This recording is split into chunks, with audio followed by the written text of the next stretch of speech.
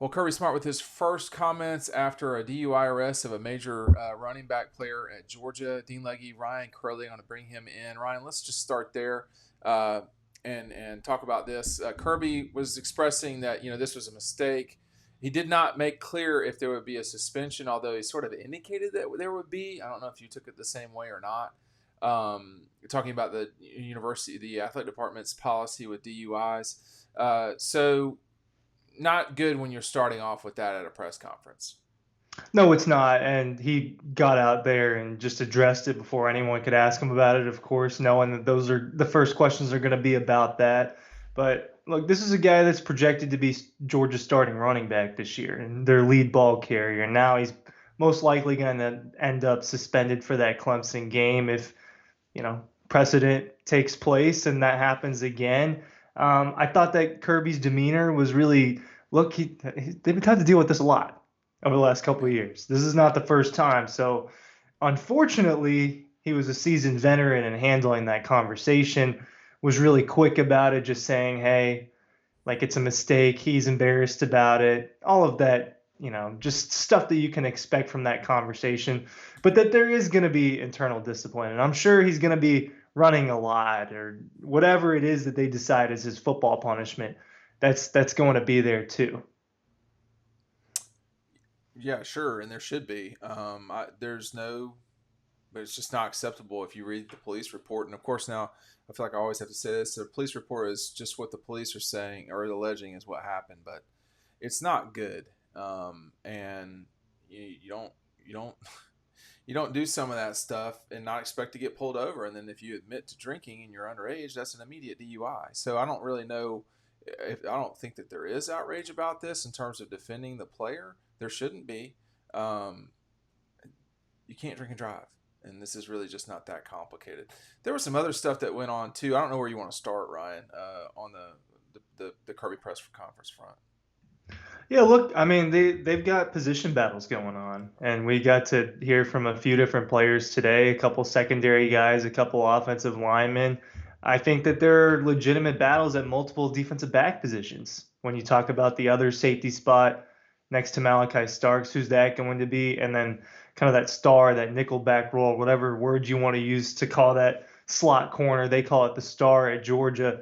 Ja'Cory Thomas is a guy. It's year three for him, right? And he's competing with Jonel Aguero. They brought in a Jake Pope from Alabama. They still have Dan Jackson. They've got a lot of names, and they've got a couple spots to figure out. Does that get determined, end all be all during spring? Not necessarily, but they've he seems to be confident in the fact that they get so many young players to play early on. Like you look at last year, a lot of freshmen they out there, right? Whether it be special teams or garbage time, especially at the beginning of last season when they were playing the UT Martins of the world, right?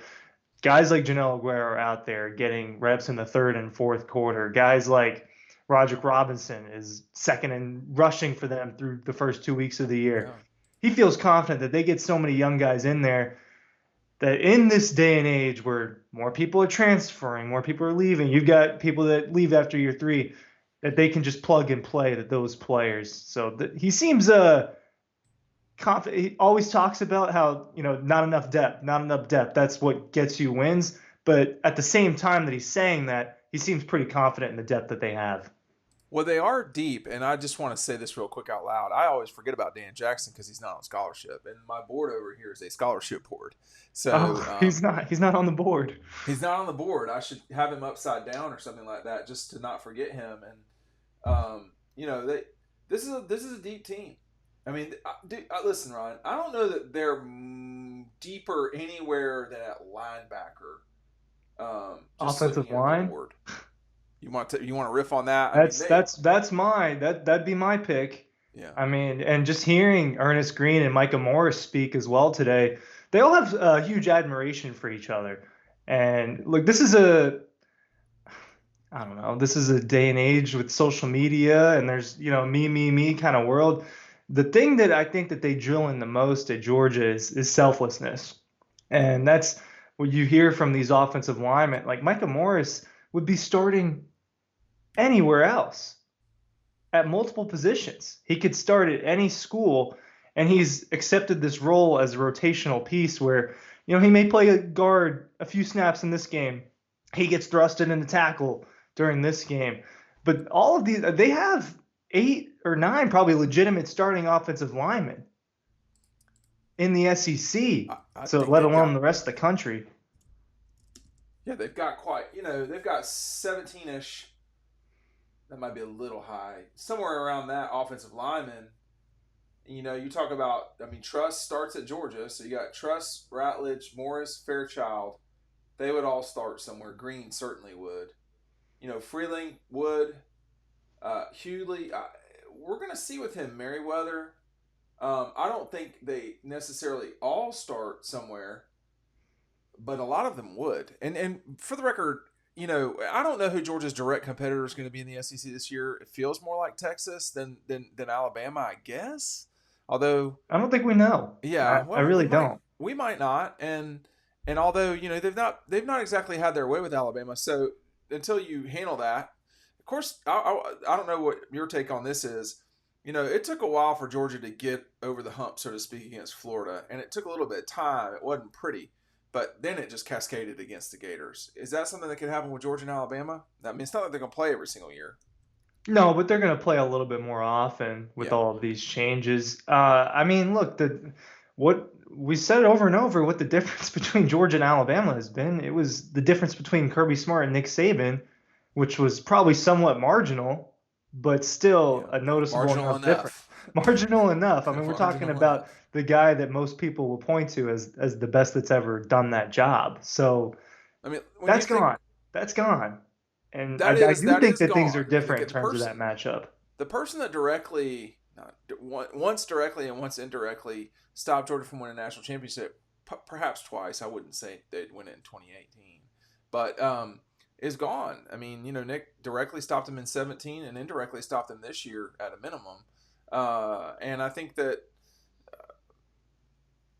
Stopped them a couple other times just in SEC championship games, sure, and I've Or mentioned 18. 18, That's an 19, opportunity to go on and win it. 19, well, 18 for sure. Yeah. 19 was LSU. 20, Georgia lost to Alabama and get to the championship game. And then 21, they lost to him in the SEC championship game, but they won the national championship 22. Alabama wasn't there. And then, of course, this past season. So I do think that directly it's twice. I don't think Georgia beats, Clemson in 2018. That's not, they destroyed their opportunity right there Right. to go on and do that. But I think that all comes from all of these opportunities, so to speak, come from what we're talking about here, today, which is the depth. Kirby always wants more depth. I would like to have 10 people that work at Dawg Post, but that's not how it works.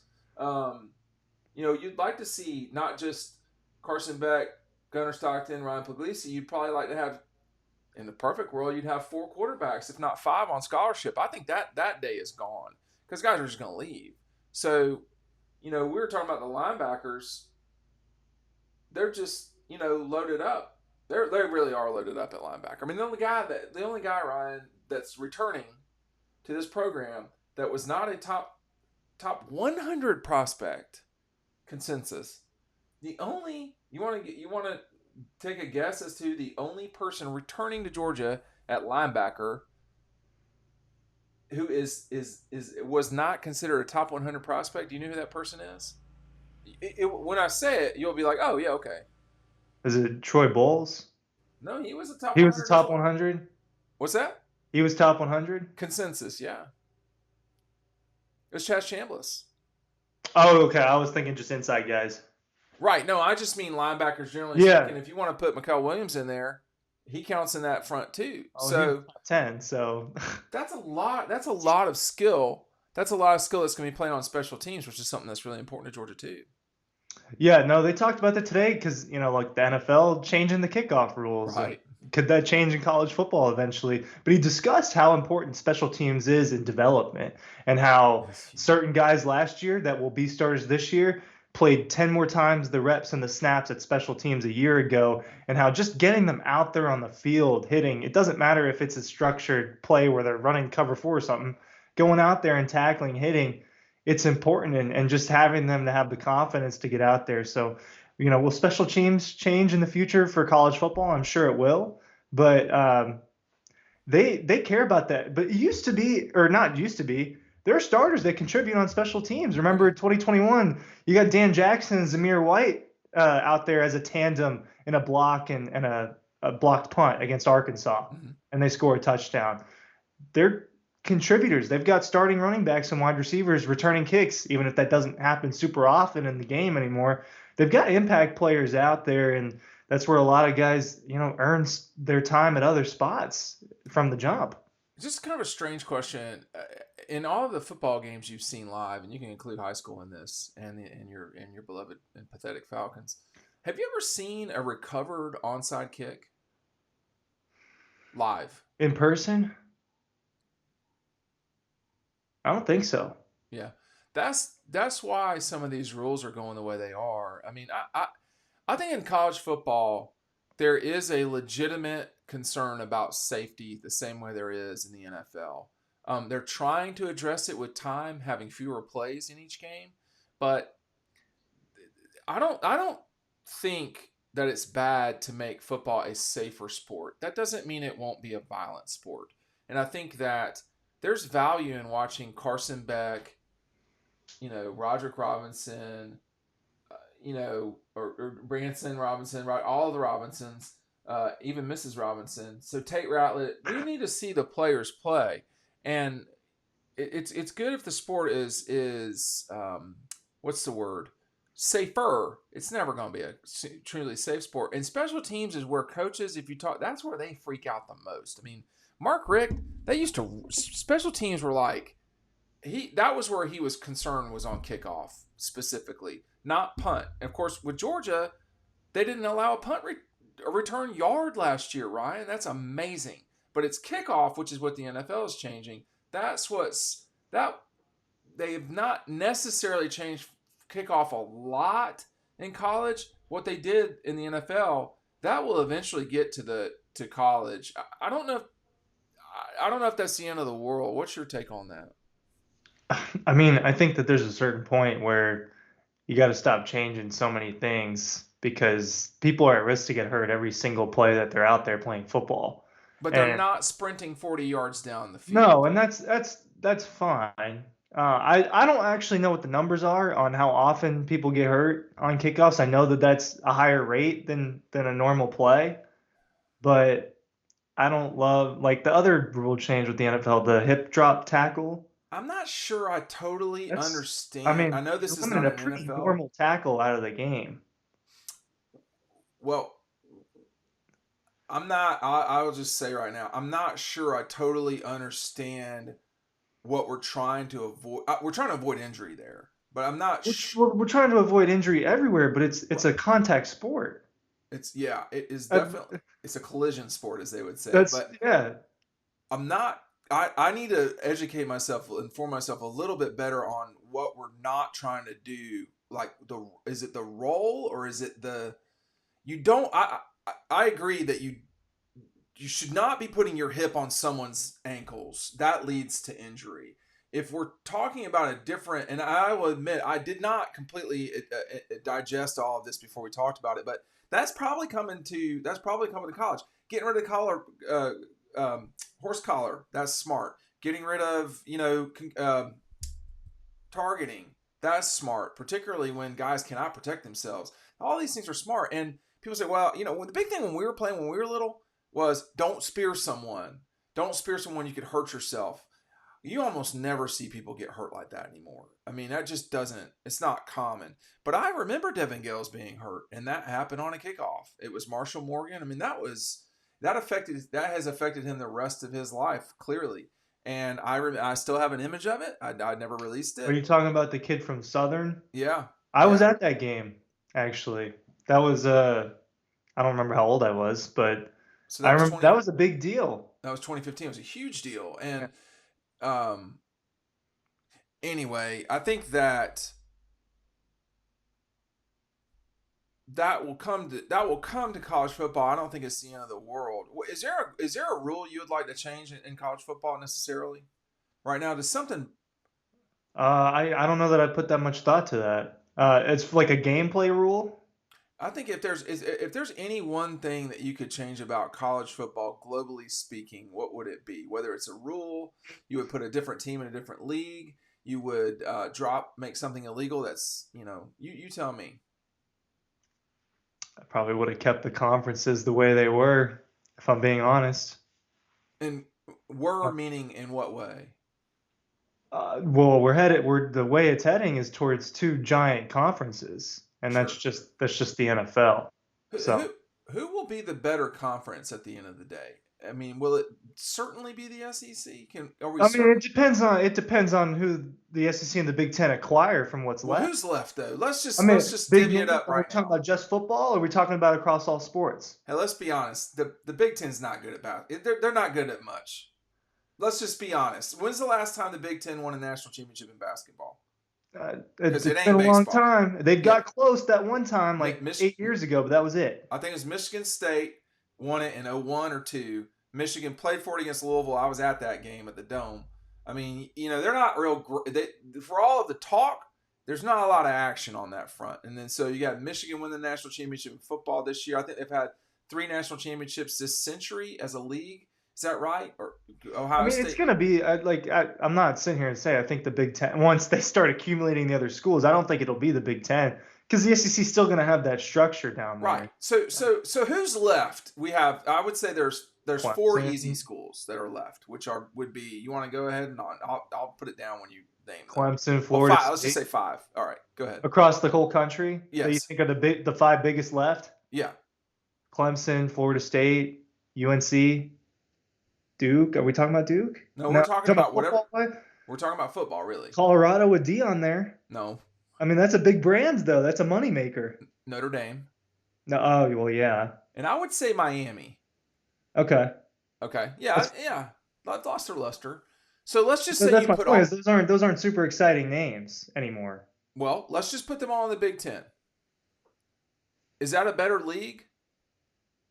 It's a See, I big. think it's probably not still. It's. I mean, they would outnumber the SEC in They terms of big outnumber the SEC names. now. They've Yeah, outnumbered they the do by SEC for a 4. while. Yeah, I don't think it's a better league. I mean, there's Georgia, Bama, LSU, now Texas. There's so much firepower there. What Florida can be when it's Yeah. on. What Auburn can be when it's on. Can you say that about Wisconsin? Like, What about they took a step back the last couple so years? I think the hierarchy now in the Big Ten, it's always going to be Ohio State is either going to be 1 or 2. The question is who's going to be the 2. So let's just say Ohio State's your traditional 1. Is your 2 going to be Michigan? Is it going to be USC? Is it going to be Penn State? That's better than it was. But like UCLA has not been good at football for decades. In your life, can you recall a time that UCLA has been good? No, I mean define good. Well, if we're defining it, then that's all you need to say. Yeah, I mean, like how nine. about I think they won 9 games once or twice. how about in your lifetime? What about the Canes? What about Miami? I think they made one New Year's Six Bowl that I can remember, Okay, if that. so I would say that's kind of the problem right now that's out there is the Southern schools specifically.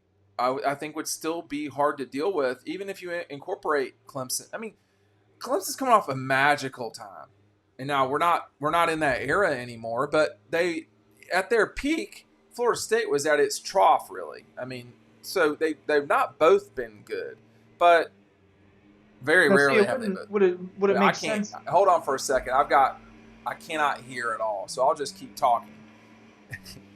I don't think that I don't think that it's the end of the world for things to come from the NFL into college football, but I think they just have to be wary of it. Let me just ask you one thing here, Ryan, about what Kirby had to say about tampering. To say, he Mhm. says, "I don't have tampering in college football. I don't have a phone on tap. I don't have a phone tap on anyone's phone. I don't have a wire. I'm not the feds. I don't know. I can tell you that I can only tell you that when kids come to see me, they have a plan." Um, they've either done some pre-planning or it occurred. It's almost impossible to navigate, monitor, or police. I will be honest, I don't get lost over it because the kids say it would. Because the kids that stay will be the ones that we coach, which is always what guys say. I don't. No one's accused. I don't think anyone was accusing Kirby of being a federal agent, but No.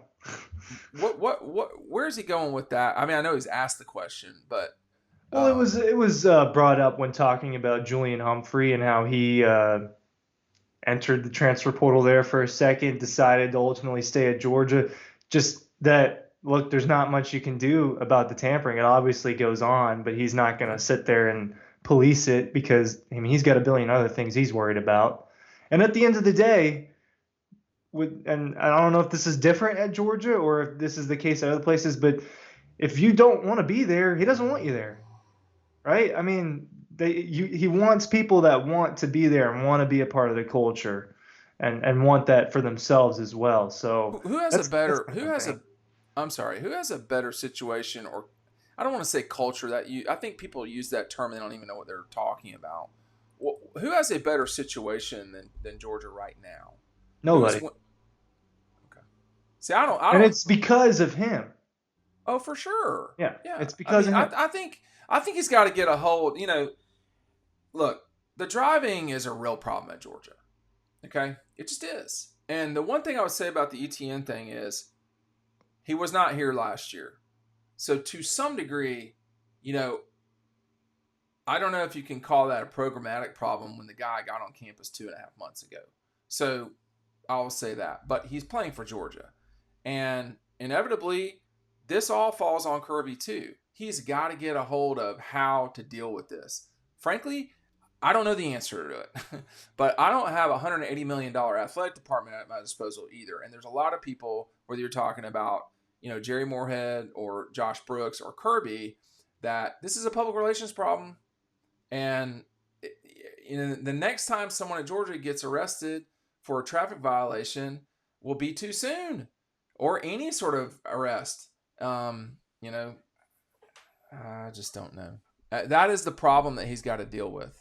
Yeah, and part of the problem at Georgia is how accessible. Look, I mean, I went to Georgia. I'm still in Athens. It's accessible more here than it is in almost What any is it? drinking. Sure. And Yeah, but listen, but listen, let Ryan. me Go get through ahead. it though. Let me get through it. It's just as easy to not do the stupid stuff as it is to do it. I'm not gonna make an excuse for Trevor Etienne. He obviously wasn't here during all of the traumatic things that went on over the past year and all the probably way extra coaching against it that this program has received in the past year. He obviously wasn't a part of that, but um, there are solutions to this. There are. I'm not going to sit here and go through them. I'm not going to. One of them's Uber, Sure. but there are plenty of solutions to this. It's there is a certain point where it isn't. I really don't think it's on Kirby after a while, Well, and it's not first on of some. all, it's on whoever's doing it, number Yes, one. yeah, But I mean, period. That's all there is. That's 1A, 1B, 1-3. I mean, that's like 1 through 100. It's on the person. But it has to be, you know, Thursday nights were huge nights back in the day. yeah. And Thursday nights, we had to go to the next town over, which was like 20 minutes away. And coach